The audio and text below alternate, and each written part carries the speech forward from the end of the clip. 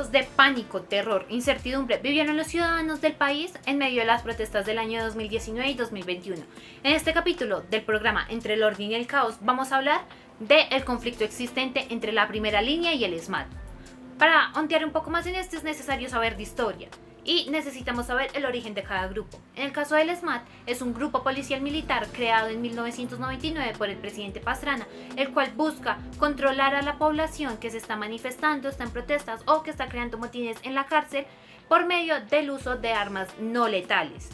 Por el contrario, la primera línea es un grupo social creado mayoritariamente por estudiantes, el cual busca reivindicar sus derechos en las protestas y resistir a la violencia policial a la que se ven sometidos. Pero, ¿de dónde nace este conflicto?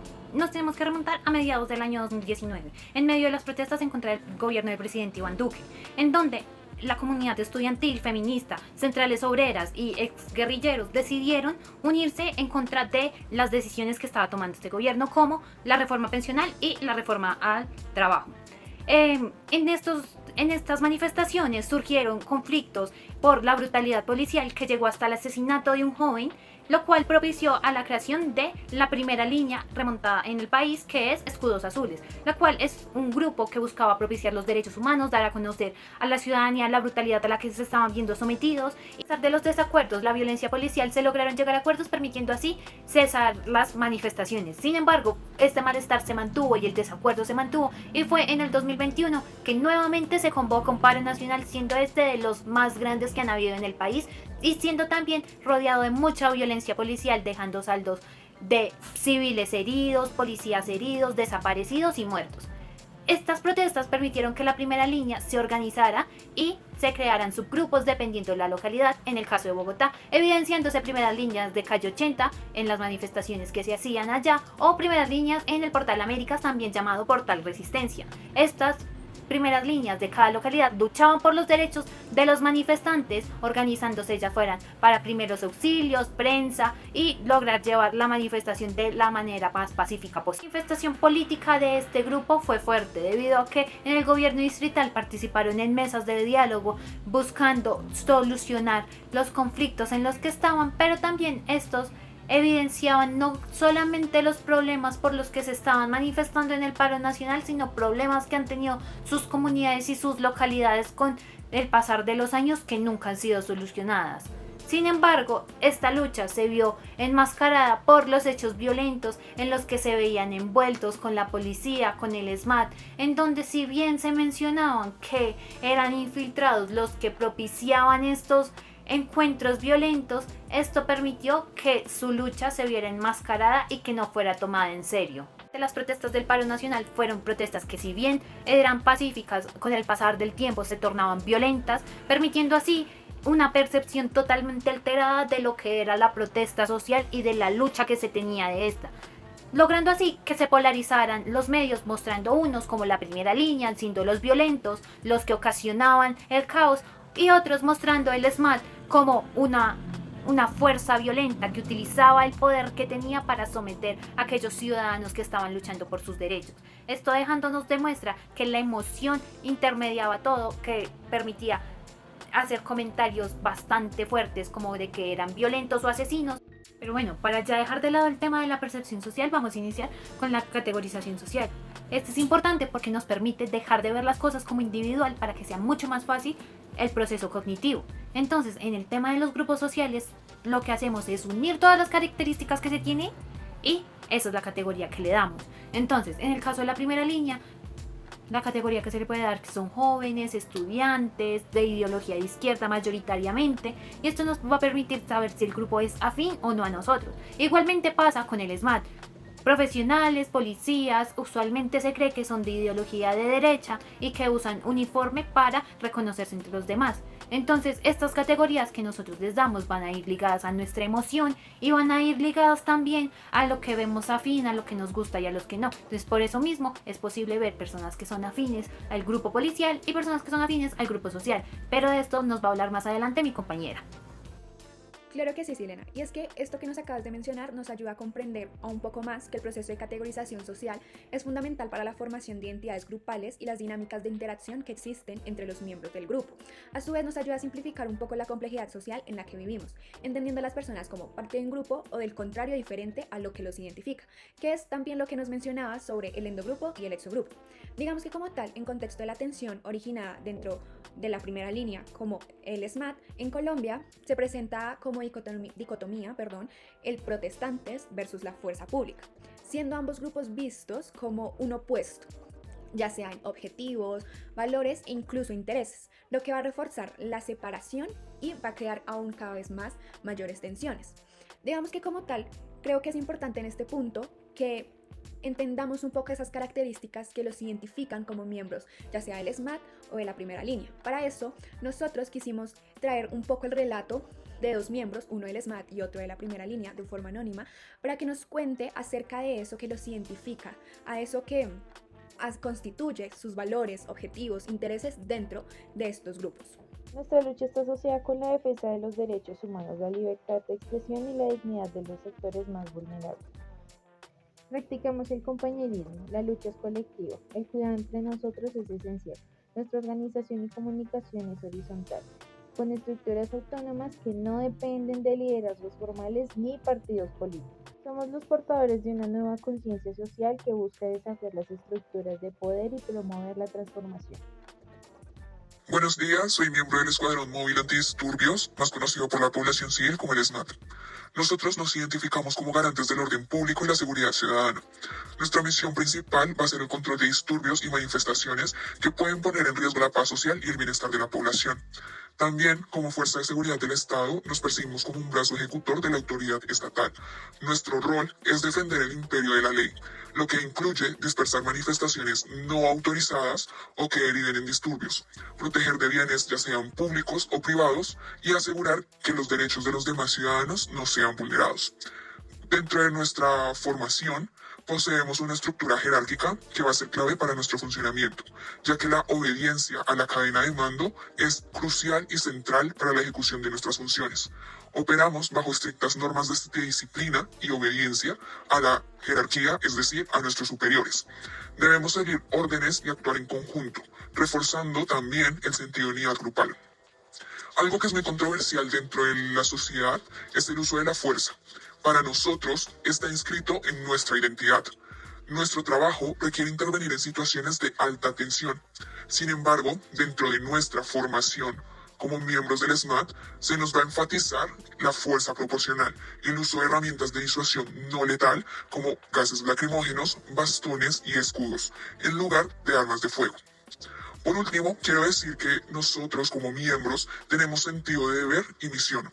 Tenemos, o más bien vemos nuestro rol como una tarea crucial para el bienestar del país, especialmente en momentos donde percibimos que el orden social está en grave peligro. A menudo, el sentido de nuestra misión se relaciona con la protección de la democracia y el Estado de Derecho, lo que nos da un propósito superior en nuestro accionar diario.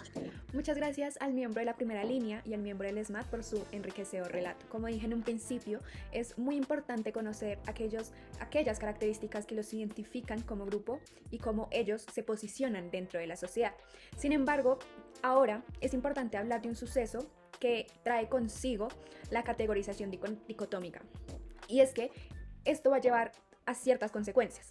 Entre ellas va a estar la deshumanización y la simplificación de identidades, que va a llevar a que se atribuyan características en su mayoría negativas a los miembros del exogrupo, amplificando ya sea los estereotipos y a su vez a los prejuicios, impidiendo también el reconocimiento de la diversidad interna de los grupos.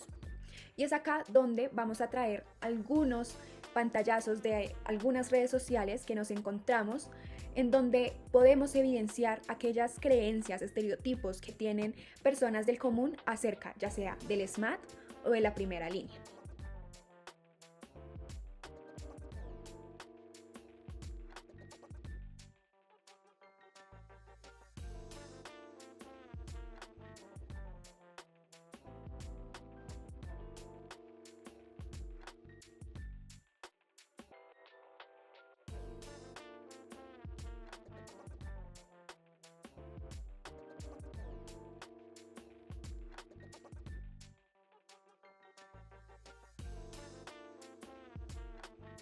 Y es a partir de estos estereotipos de donde van a surgir los prejuicios.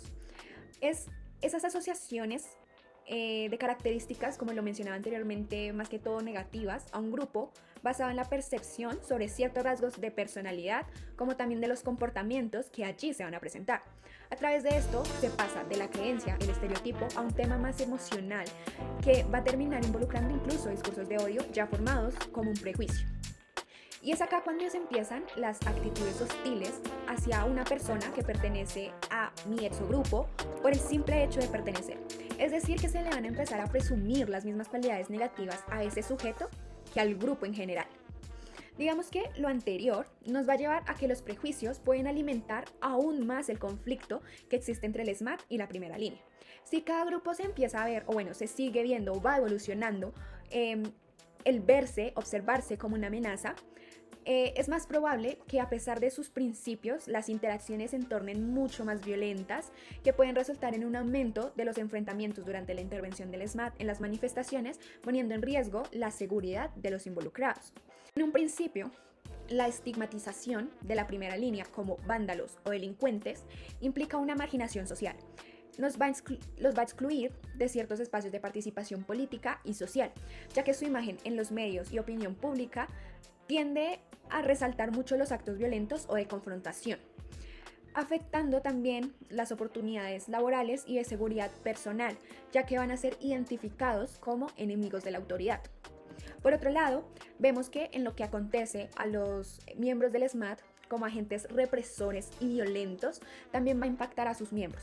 Aunque podríamos decir, tienen el respaldo institucional, tienen el respaldo de un poder político. A nivel social, pueden ser rechazados o incluso temidos por la población civil, lo que va a afectar su relación con las comunidades, a las que deberían proteger. Y esto va a ser más que todo en áreas donde se ha implicado la violencia por parte del SMAT, viendo o que la comunidad perciba a ellos como agentes, más que todo enemigos, no agentes de protección, sino enemigos. Sumado a la información brindada por María José anteriormente, ahora podemos ahondar un poco más en lo que tiene que ver con el contexto que envuelve a cada grupo, tanto el SMAT como el de la primera línea. Entonces podemos iniciar hablando del tipo de liderazgo que se maneja dentro de cada grupo. Por parte de la primera línea, podríamos considerar que el tipo de liderazgo existente es el liderazgo comunitario, ya que, por la información recolectada, tenemos que, en primer lugar, están hacia partir de una historia común, y asimismo tienen unos objetivos comunes, como lo puede ser resistir a la represión ejercida por el SMAT, por lo cual también comparten necesidades, que también se relacionan con la supervivencia dentro del marco del paro nacional y los conflictos con el SMAT. Además, de alguna manera u otra, se prioriza la comunidad sobre la individualidad y asimismo se plantean los intereses colectivos.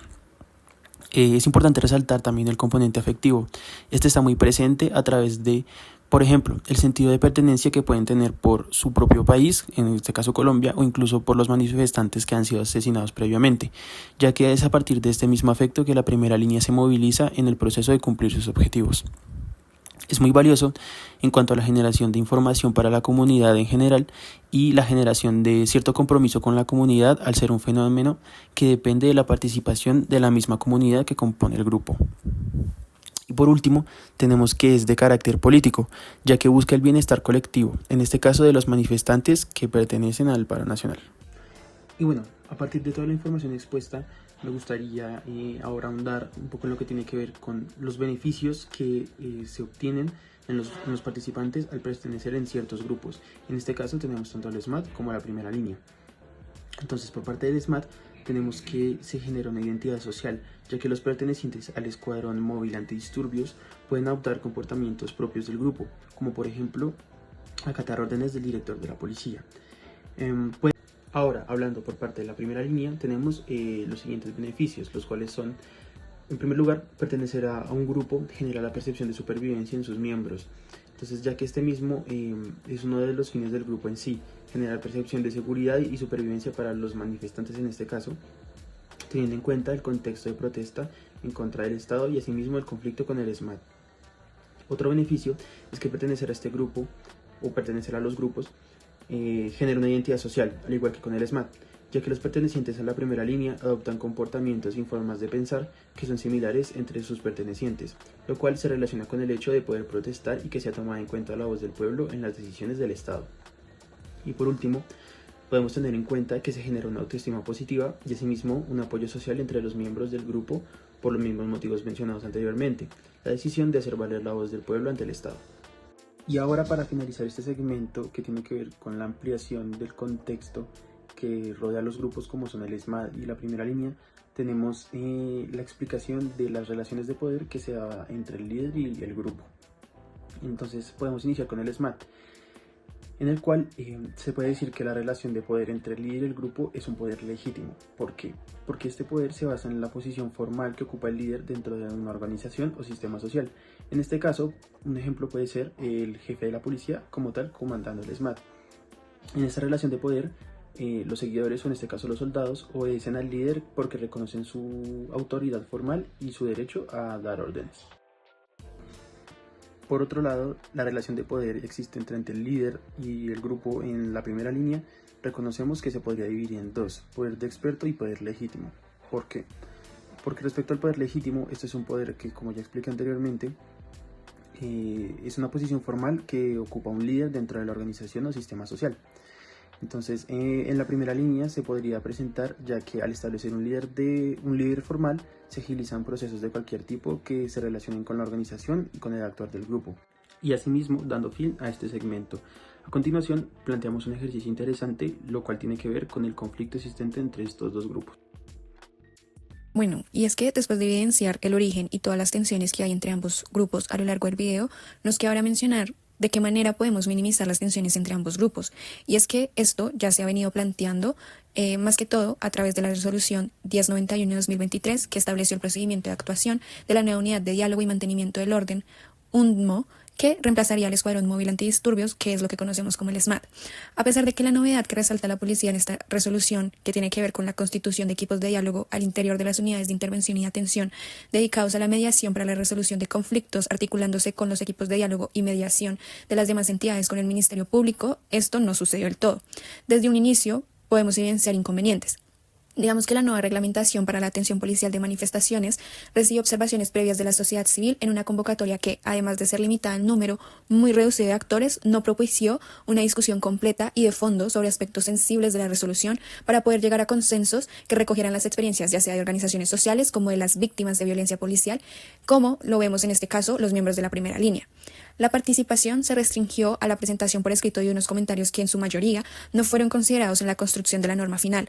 La resolución, que fue expedida y a la que tenemos acceso, no tuvo un diálogo previo sobre las observaciones enviadas, generando inconformidad entre las organizaciones que participaron en las reuniones previas, quienes además habían llamado la atención sobre la importancia de otorgar amplitud al proceso de consulta. Además de esto, la inclusión de los equipos de diálogo resulta insuficiente, porque no hay claridad en el procedimiento, la creación y la utilización de armas por parte de sus integrantes. La vinculación de apenas 2 personas a los equipos de diálogo frente a 25 agentes que integrarían los equipos móviles de intervención. Los policías con funciones de diálogo están bajo el mando del comandante de los dispositivos. La ineficacia del enfoque de construcción de confianza al carecer de canales de facilitación más allá de los ya establecidos y la falta de integración y representación de las organizaciones y veedurías civiles. Pero, a partir de lo anterior, nosotros creemos pertinente realizar la categorización cruzada con una modificación y apropiación de lo que corresponde a la resolución. Esto creando mesas de diálogo en las que se garantice la participación de los principales afectados, como lo son la primera línea, para que ellos logren alzar su voz y comuniquen aquellas acciones y funciones que ponen en riesgo su vida dentro de las manifestaciones, así como también se garantice la escucha por parte de los miembros del SMAD para salvaguardar su vida. Esto teniendo una vinculación realmente importante en el proceso para que no simplemente quede en una ley escrita o quede archivado, sino que realmente se logre dar una solución al conflicto que tienen estos dos grupos.